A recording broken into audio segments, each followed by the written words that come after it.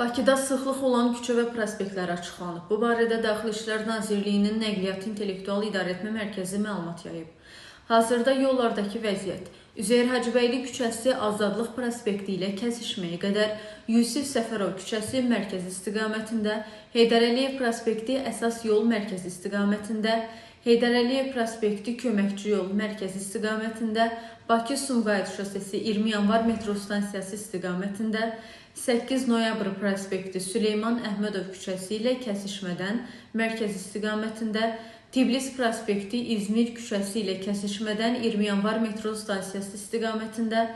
Tiblis prospekti 20 yanvar metro stansiyasından mərkəz istiqamətində, 20 yanvar dairəsində, Ali Mustafayev küçəsi Ziya Bünyadov prospekti istiqamətində, Ziya Bünyadov prospekti Müzəffər Nərmanov küçəsi ilə kəsişmədən 20 yanvar metro stansiyası istiqamətində sıxlıq müşahidə olunur.